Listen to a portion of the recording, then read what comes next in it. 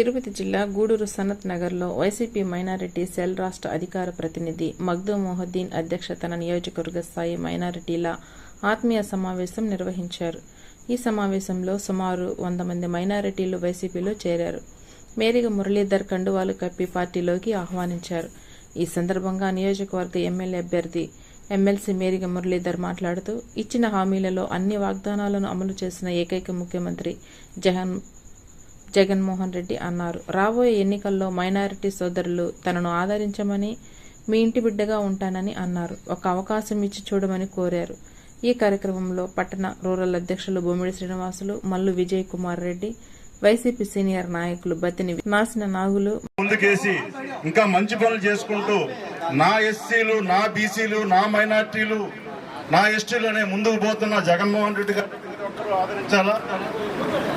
ముఖ్యంగా ఇప్పుడు అనౌన్స్ చేసిన సీట్లలో 7 మంది మైనారిటీ సోదరులను ఎంపిక చేయడం చాలా సంతోషంగా ఉంది.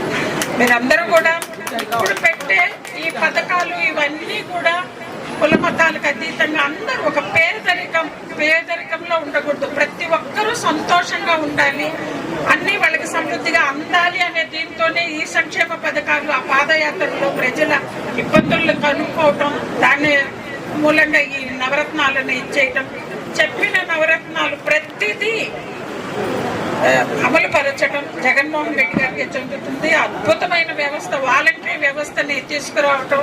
నిజంగా కరోనా పీరియడ్ లో వాలంటరీ వ్యవస్థ అద్భుతంగా పనిచేసింది. ప్రతి ఇంటికి వెళ్ళటం, ఎక్కడైనా ఆ జ్వరాలు అవి ఉన్నా కూడా కనుక్కొని ఇమ్మీడియట్ గా వాళ్ళకి ట్రీట్మెంట్ ఇప్పించడం అంతా కూడా ఈ వాలంటరీ వ్యవస్థ ద్వారా జరిగింది. అదేవిధంగా ఈ సచివాలయ వ్యవస్థ తీసుకురావటం, ఇప్పుడు చెప్పారు కదా గ్రామ స్వరాజ్యం అని, ఇంటింటికి పరిపాలన వెళ్ళటం కానీ, ప్రతి ఒక్క గడప, ప్రతి సంక్షేమ పథకము తాకింది, ప్రతి గడపనే తాకింది.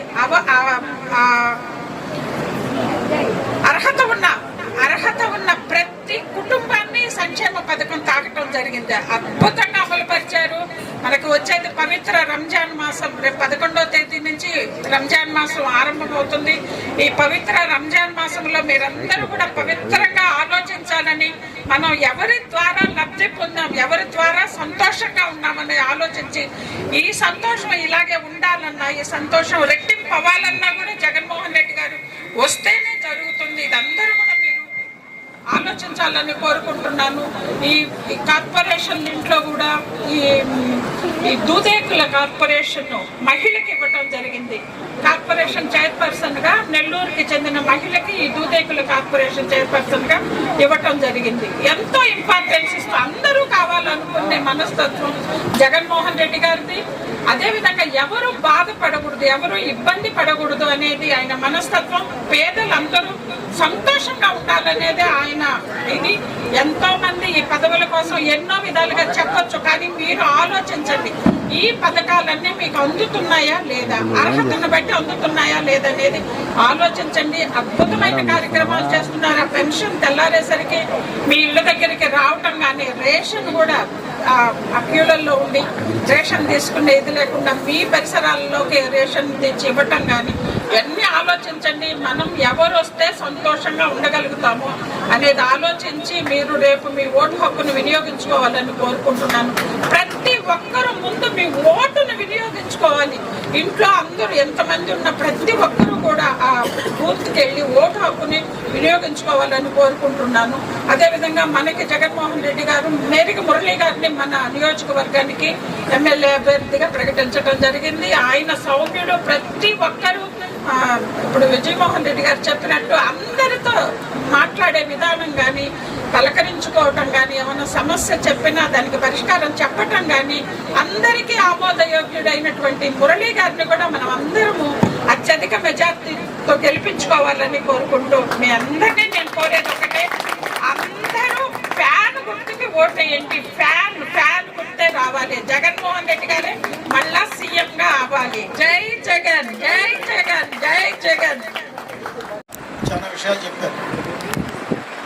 ఎందుకంటే 5 సంవత్సరాలు పూర్తయింది జగన్మోహన్ రెడ్డి గారి పరిపాలన చేపట్టి. మరి మంచి చెడ్డలు పేరే చేసుకోవాలి. మనం ఇచ్చే తీర్పు మనకు ఉపయోగపడుతుందా, మన కుటుంబానికి ఉపయోగపడుతుందా, మన ప్రాంతానికి ఉపయోగపడుతుందా, మన రాష్ట్రానికి ఉపయోగపడుతుందా? ఈ ఒక్క తీర్పుతో 5 సంవత్సరాలు మనం దాన్ని భరించాలి. ఈ తీర్పు మనం తీసుకునేటప్పుడు మనం పోలిక కూడా చేసుకోవాలి. గతంలో మన ప్రభుత్వం కొత్త ప్రభుత్వాలు ఉన్నప్పుడు మనకి మన కుటుంబాలకు ఏం మేలు జరిగింది, ఇప్పుడు ఈ ప్రభుత్వంలో మన కుటుంబాలకు మేలు జరిగింది. ఆ మేలు కన్నా ఈ మేలు బాగుందా లేదా? ఈ మేలు ఇలా జరిగితే ఈ ప్రభుత్వమే ఉంటే మనకి ఇంకా మేలు ఎక్కువ జరుగుతుందా అని మనం ఆలోచించుకోవాల్సిన సమయం అవసరం. ఒక ఓటు అంటే ఆషామాషిగా వేసేది కాదు. ఆ ఓటు విలువ మన కుటుంబము, మన ప్రాంతం అంతా కూడా దాని మీద ఆధారపడి ఉంటుంది. ఒక్కసారి తప్పు చేస్తే మళ్ళీ కోరుకోవాలంటే మళ్ళీ 5 సంవత్సరాలు పడుతుంది. చిన్న విషయం కాదు. అందుకని దయచేసి అందరూ కూడా ఆలోచించాల్సిన అవసరం ఉంది. ఇందాక పెద్దలు ఎన్నో విషయాలు చెప్పారు, చాలా విషయాలు చెప్పారు ప్రభుత్వం గురించి, అన్నిటి గురించి. మరి అందులో వాస్తవం ఉందా లేదా? వాస్తవం ఉంటే మన బాధ్యత ఏంటి? మనం ఏం చేయాలి? దాన్ని మనం ఏం చేస్తే మనకి మేలు చేసే వాళ్ళకి న్యాయం చేసినట్టు అవుతుంది అనే విషయాన్ని ఆలోచించుకోవాల్సిన సమయం వచ్చింది. మరి ఈరోజు అందరూ చెప్తున్నారు జగన్మోహన్ రెడ్డి గారిని ముఖ్యమంత్రి చేసుకోవాలా, మురళీధర్ గారిని ఎమ్మెల్యే చేసుకోవాల్సిన అవసరం ఉందా లేదా అనేది మన మనసు కూడా తెలుసు, మీ అందరికీ కూడా తెలుసు. ఎందుకు చేసుకోవాలని మేము చెప్పేదే కాదు. ఎందుకంటే గత ప్రభుత్వాల్లో మైనార్టీకి సంబంధించి ప్రత్యేకంగా జరిగిన మేలేంది? రాజశేఖర రెడ్డి గారు వచ్చిన తర్వాత ఆ మైనార్టీల కుటుంబాలకు జరిగిన మేలు, మైనార్టీల కుటుంబాల్ని సమాజంలో ఒక గొప్పగా తీసుకుంటా చేసిన ప్రయత్నము, ఇవన్నీ కూడా ఒకసారి గుర్తు చేసుకోండి. అలాగే ఆయన బిడ్డ జగన్మోహన్ రెడ్డి గారు వచ్చారు. మీకు తెలుసు, జగన్మోహన్ రెడ్డి గారు ప్రభుత్వం ప్రారంభించినప్పుడు ఏమన్నారు? అసలు జీతాలే ఈ 7 నెలలు కూడా ఈయనే కార్యక్రమం అమలు చేస్తారని చెప్పి అందరూ మాట్లాడారు. చంద్రబాబు నాయుడు చేసిన తర్వాత జగన్మోహన్ రెడ్డి గారికి అనుభవం లేదు, ఏమి చేయలేడు, పరిపాలన భ్రష్టు పట్టిస్తాడు అని రకరకాలుగా మాట్లాడిన విషయాలు మనం అందరూ విన్నాం. మీరు కూడా చదివారు, చూసుకుంటారు, అందరూ తెలిసిపోయి. అయితే ఈ 5 సంవత్సరాల కాలంలో ఆయన చెప్పిన నవరత్నాలు ఒక్కటన్నా అమలు చేయకుండా ఆపాడా? కరోనా కాలంలో 2 సంవత్సరాలు దాదాపు కనీసం జీతాలు ఇచ్చేదానికి కూడా లేని పరిస్థితి, మొత్తం పరిపాలన స్తంభించిపోయిన కాలంలో కూడా దేశంలో ఎక్కడ కూడా ఏ రాష్ట్ర ప్రభుత్వం కూడా డైరెక్ట్గా డబ్బులు ఎక్కడ అందించిన పరిస్థితి మనం చూడాలి. ఒక్క జగన్మోహన్ రెడ్డి గారు అందించారు. ఎన్ని కష్టాలు పడ్డాడో, ఎన్ని బాధలు పడ్డాడో, ఎన్ని తంటాలు పడ్డాడో, ఎవరిని అడుక్కున్నాడో, ఎక్కడ తెచ్చాడో, డబ్బులు మాత్రం ఆయన చెప్పిన టయానికి అందించాడు. కరోనా కాలంలో నేను చూశాను, ఎంతోమంది రోజువారీ కార్మికులు పనిచేసుకునే వాళ్ళకి మొత్తం పనులు బంద్ అయిపోతే తినేదానికి తిండి లేని పరిస్థితుల్లో ఆయన ఇచ్చిన డబ్బులతో ఎంతోమంది బతికిన పరిస్థితి మనం చూసాం, అందరం కళ్ళెదురు చూసాం. మనం ఈ విధంగా చేసిన ముఖ్యమంత్రి దేశంలో ఎవరన్నా ఉన్నారా? ఒక్కనాడు ఆలోచించండి, ఎక్కడా లేరు. ఒక తెలంగాణ రాష్ట్రం ఆర్థికంగా బ్రహ్మాండంగా ఉంది, మనదంటే మన అప్పుల్లో ఉంది మన రాష్ట్రం. మరి కేసీఆర్ గారు ఏమైనా చేశాడా? డైరెక్ట్ ట్రాన్స్ఫర్ ఆయన చెప్పాడు, మళ్ళా చేస్తే మంచిదని చెప్పాడు, చేయలేకపోయాడు.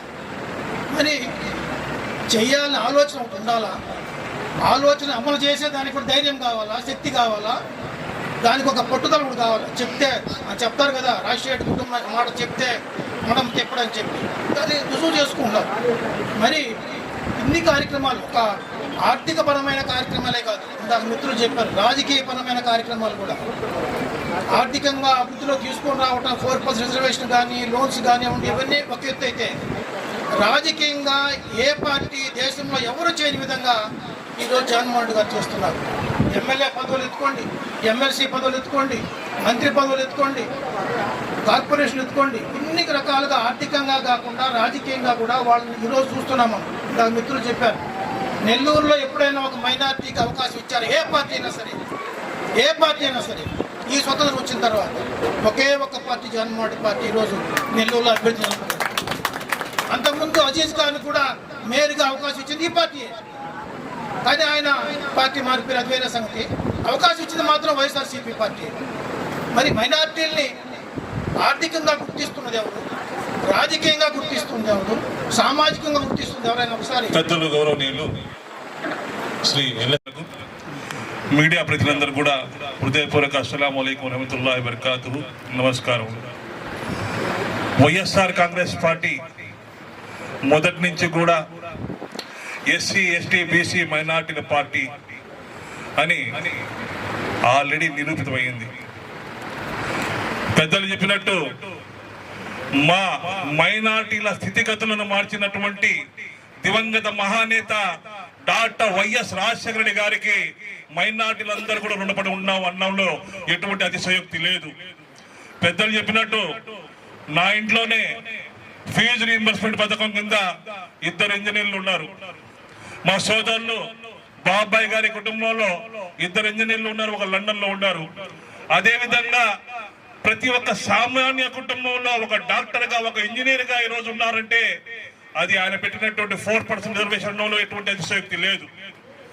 మరి 4 అడుగులు ముందుకు వేసి జగన్మోహన్ రెడ్డి గారు రాజకీయంగా, ఆర్థికంగా, సామాజికంగా ముస్లిం మైనార్టీలకు పెద్దపీట వేస్తూ ఒక ముస్లిం మైనార్టీని డిప్యూటీ సీఎం చేస్తూ 4 శాసన మండలి సభ్యులు, 4 ఎమ్మెల్యేలు, 16 మంది కార్పొరేషన్ల చైర్మన్లు, అదేవిధంగా 175 కోఆపరేషన్ మెంబర్లు, అదేవిధంగా వివిధ సంస్థల డైరెక్టర్లుగా నియమించడంతో పాటు ఒక మహిళకు శాసన మండలి ఉపాధ్యక్షురాలుగా ఇవ్వడము.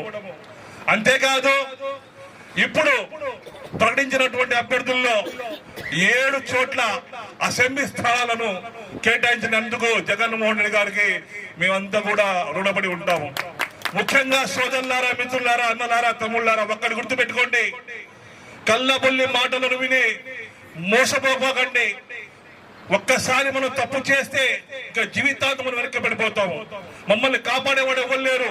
అల్లా గాని, భగవంతుడు గాని, జీసస్ గాని డైరెక్ట్ గా రారు, మానవ రూపంలో వచ్చి సాయం చేస్తారు. एक जरिया बन के खुदा की कुदरत आती है, वो जरिया हमें जगनमोहन रेड्डी है. अल्लाह ताला ने हमें सबको आगे लेके जाने के लिए, हमें ऊंचे दर्जात पे पहुंचाने के खातिर मమ్మల్ని అందరినీ కూడా ఉన్నతమైన స్థానానికి తీసుకోవడం కోసము జగన్మోహన్ రెడ్డి గారిని ఎంచుకున్నాడు. ఆయన మనసులో ఎస్సీ ఎస్టీ బీసీల మరియు మైనార్టీల ప్రేమను నింపినాడు. కాబట్టి ఆయనకు మనం అందరం కూడా చివరి శ్వాస వరకు ఆ కుటుంబానికి మనం అండగా నిలబడాలి. ముఖ్యంగా జగన్మోహన్ రెడ్డి గారి వెంట మైనార్టీలు ఉంటామని చెప్పి ఇంకోసారి ఈ 2024 ఎన్నికల్లో మనం నిరూపించాలి. గుర్తుపెట్టుకోండి, ఇంతకు ముందు ఇదే చంద్రబాబు నాయుడు గారు నవరత్నాలను అవహేళన చేశారు, అమ్మ ఒడిని అవహేళన చేశారు, అన్ని రకాల పథకాలను అవహేళన చేశారు. ఈ రోజు నేను ఏదైతే జగన్మోహన్ గారు పథకాలు ఇస్తున్నారో అవి నేను అంత మించిస్తానంటున్నారు. ఇది అసాధ్యం. అంత మించి ఇవ్వడం కాదు కదా, జగన్మోహన్ గారు ఇస్తున్నటువంటి పథకాలు కూడా ఇవ్వడు. ఒక్కసారి గుర్తుపెట్టుకోండి సోదరులారా, సోదరిమణులారా, మనకు గూడూరు నియోజకవర్గంలో గొప్ప నాయకుడు, మనసున్నటువంటి వారు అర్ధరాత్రి ఫోన్ చేసినా కానీ కూడా మీ ఫోన్ కి స్పందించి ఏం మగ్ధం ఏమన్నా ఏ ఒక్కని పరిశీలించేటటువంటి గొప్ప నాయకుడు మన మేరుగ మురళీధర్ గారు. ఎప్పుడు ఎవరికి ఏ సమస్య వచ్చినా కానీ కూడా సామాన్య కార్యకర్త కోసము 24 గంటలు అహర్నిశ తప్పించేటటువంటి వ్యక్తి మన మేరుగ మురళీధర్ గారు. ఒక్కసారి మీరు మేరుగ మురళీధర్ గారిని ఆశీర్వదించండి. మనము జగన్మోహన్ రెడ్డి గారికి కానుకగా సమర్పించాలి, అసెంబ్లీలో కూర్చోబెట్టాలి. రాబోయే రోజుల్లో మనం మురళీ గారిని మనం మంత్రిగా కూడా చూడాలి. ఇకపోతే సోదరులారా, స్వాతంత్రం వచ్చి 70 సంవత్సరాలైంది. నెల్లూరు నగరంలో ఒక్కరికి కూడా ముస్లింకి అవకాశం ఇవ్వలేదు. ఈ రోజు ఒక మైనారిటీకి అవకాశం ఇస్తే పెద్దలు పెత్తందారులు రాజీనామాలు చేసే పార్టీ వాళ్ళు వెళ్తున్నారు. దేనికోసం వెళ్తున్నారు? కేవలం ఖలీల్ అహ్మద్ భాయ్కి నెల్లూరు నగరం కేటాయించారని చెప్పి కేవలం ఒక కారణంతోనే తల్లి లాంటి పార్టీని వీడి వారు వెళ్తున్నారు. కాబట్టి గుర్తుంచుకోండి మిత్రులారా, మనం ఖలీల్ భాయ్ని కూడా, మీ బంధువులు ఎవరున్నా కానీ కూడా నెల్లూరులో మీ సోదరులు ఉన్నా కానీ ఎవరున్నా కానీ కూడా ఖలీల్ భాయ్ గెలుపు కూడా మీరు సహకరించాలి. అదేవిధంగా 7 చోట్ల మైనార్టీ సోదరులు పోటీ చేస్తున్నారు, వాళ్ళందరికీ కూడా సాయం చేయాలి, మీరందరూ సహకరించాలి. ముఖ్యంగా గూడూరు నియోజకవర్గంలో 50,000 పైసలకు మెజార్టీతో మనము మురళీని గెలిపించుకోవాలని చెప్పి కోరుకుంటూ ఈ అవకాశం కల్పించినటువంటి పెద్దలు గౌరవనీయులు మేరుగ మురళన్న గారికి అదేవిధంగా పెద్దలు సభ్యులు పెద్దలు గౌరవనీయులు గురువులు మా ఎల్ఎస్వి గోపాల్ గారికి శర్మ గారికి విజయన్న గారికి చైర్ ముజర్మోడ్ గారికి మరి నాకు సహకరించినటువంటి ప్రతి ఒక్కరికి ముఖ్యంగా పట్టణాధ్యక్షులు బొమ్మిడి శ్రీనివాసు గారికి నా మైనార్టీ సోదరులు ప్రతి ఒక్కరికి కూడా జలీల్ జహీర్ హాషిం బాబు ప్రతి ఒక్కరికి కూడా పేరు పేరున ప్రతి ఒక్కరికి నేను ధన్యవాదాలు తెలియజేసుకుంటాను. జై జగన్, జై జగన్, జిందాబాద్ వైఎస్ఆర్ కాంగ్రెస్ పార్టీ. చాలా మంది మైనార్టీ విద్యార్థులు డాక్టర్లుగా బయటకు వస్తున్నారు. వీళ్ళంతా పెద్ద పెద్ద చదువులు చదువుకొని ఈ బయట ప్రపంచంలో ఉండే ప్రభుత్వ రంగ ఉద్యోగాలు అయితేనేవి, ప్రైవేట్ రంగ ఉద్యోగాలు అయితేనేవి, మంచి ఉద్యోగాలు మంచి స్థితికి వచ్చి ఈ రోజు వాళ్ళ ద్వారా కుటుంబ స్థితిగతులు కూడా మారినాయి. అవన్నీ మనం కల్లారా చూస్తున్నాం. ఆ మహానుభావుడు లేకపోతే మనల్ని పట్టించుకునే వాళ్ళు కూడా ఉండేవాళ్ళు కాదు. దురదృష్టం, ఆయన ప్రమాదవశాత్తు చనిపోయారు. దాని తర్వాత 9 ఏళ్ళు ఎవరెవరో పరిపాలించారు. అప్పుడు మన జీవితాలు మళ్ళీ వెనక్కి వెళ్ళిపోయినాయి. 2019 ఎన్నికల్లో జగనన్న పాదయాత్ర చేస్తూ మన మైనార్టీలకి, మన ఎస్సీ ఎస్టీ బీసీ మైనార్టీలకి, పేదవర్ణ అగ్రవర్ణ పేదలకి అందరికీ కూడా నేను అండగా ఉంటాను, మా నాన్న ఒక్క అడుగు ముందుకేస్తే నేను 2 అడుగులు ముందుకేస్తాను అని చెప్పి ఆయన మన బాధలన్నీ కల్లారా చూసి వచ్చిన వ్యక్తి కాబట్టి ఆ రోజు నుంచి వాళ్ళ నాన్నగారి కన్నా మిన్నగా ఎస్సీ ఎస్టీ బీసీ మైనార్టీల్ని హక్కునే చేర్చుకొని పరిపాలిస్తున్నాడు ఈ రోజు దాకా కూడా. ఈరోజు చాలా సంతోషంగా ఉంది మమ్మల్ని అందరూ చూడడం. ముఖ్యంగా మైనార్టీలు గురించి మనం ఎంతో చెప్పుకోవాల్సిన అవసరం లేదు. మైనార్టీలు అంటే వైఎస్ఆర్ కాంగ్రెస్ పార్టీ, వారికి వైఎస్ఆర్ కాంగ్రెస్ పార్టీకి ఉన్న అనుబంధం ఈరోజు మళ్ళీ ప్రస్ఫుటమవుతోంది. ఇటువంటి పరిస్థితుల్లో మళ్ళీ మభ్యపెట్టే నాయకులు బయటకు వస్తున్నారు. ఆ నాయకులు మైనార్టీలకి ఏ గౌరవము ఇవ్వలే వాళ్ళ ప్రభుత్వంలో. అటువంటి నాయకులు మళ్ళీ ఈరోజు మైనార్టీలు మాతో ఉంటారు, మేము మైనార్టీలకి అది చేస్తాము ఇది చేస్తామని చెప్తున్న పరిస్థితుల్లో మీరందరూ గుర్తుంచుకోవాల్సింది ఒకటే, నమ్మకమైన నాయకత్వం ఏది, మైనార్టీలకి ఉపయోగపడే నాయకత్వం ఏది అనేది మీరు గ్రహిస్తే చాలు. మీ మైనార్టీలు మీతో పాటు ఎస్సీ ఎస్టీ బీసీ కలిసి ఈరోజు జగన్మోహన్ రెడ్డి గారిని వెంటంటున్న పరిస్థితుల్లో మీరు ఇంకా బలంగా 2019లో ఇచ్చిన బలం కన్నా ఈసారి ఇంకా ఎక్కువ బలం అందించి వైఎస్ఆర్ కాంగ్రెస్ పార్టీ 175 స్థానాలు గెలిచే పరిస్థితిలో మీరు కూడా ప్రాముఖ్యమైన పాత్రను వహిస్తారని చెప్పి నమ్ముతూ ఈ అవకాశం ఇచ్చిన కొద్దిగా మహిళా మండలు కొద్దిగా ఒక 2 నిమిషాలే, ఎక్కువ టైం లేదు. ఒక మంచి విషయం మాట్లాడుకునేసి మళ్ళా అందరం కూడా కలిసి మరి డిన్నర్ తీసుకోవాలనే దృక్పథంతో అన్ని ఏర్పాట్లు చేయడం జరిగింది. ముందుగా వేదిక మీద ఉన్నటువంటి పెద్దలందరికీ నమస్కారాలు. వేదిక ముందున్నటువంటి మైనార్టీ సోదరులందరికీ కూడా పేరు పేరున నమస్కారాలు తెలియజేస్తున్నాను. నాకు మైనార్టీలతో అత్యంత సన్నిహితం, మరి దగ్గర సంబంధాలు ఉన్నాయి. ఎందుకంటే నేను పుట్టింది రాపూర్లో, అక్కడ మైనార్టీ సోదరులు ఎక్కువ. వాళ్ళ మనసులు మాకు దగ్గరగా కలిసిమెలిసి స్కూల్ చిన్నప్పటి నుంచి కూడా మేము పెరిగాం. మరి యాదృచ్ఛికంగా నేనుంటున్న ఇల్లు కూడా మైనార్టీ సోదరిది. అలాంటి ఆత్మబంధం మైనార్టీలతో నాకు ఉందని ఈ సందర్భంగా నేను మనవి చేసుకుంటున్నాను.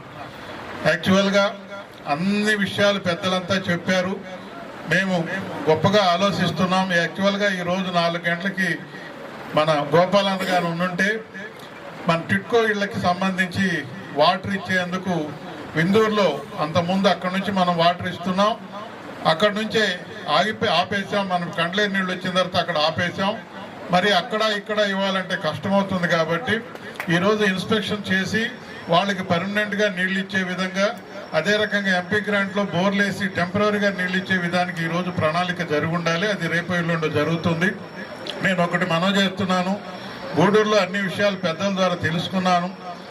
ఇక్కడ నీళ్లు పుష్కలంగా ఇచ్చేందుకు నాకు ఇచ్చినటువంటి జగన్మోహన్ రెడ్డి గారు ఈ బాధ్యత నిర్వర్తిస్తున్నప్పుడు నేను అడిగినారు ప్రెస్ వాళ్ళు, ఏంటి మీ ఉద్దేశం అంటే, ముందు ఆక్సిజన్ తర్వాత నీళ్లు ఇవ్వాలి, పట్టణంలో నీళ్లు 2 పూట్ల ఇచ్చేందుకు ప్రణాళికలు రచించుకుంటూ నా కళ అది.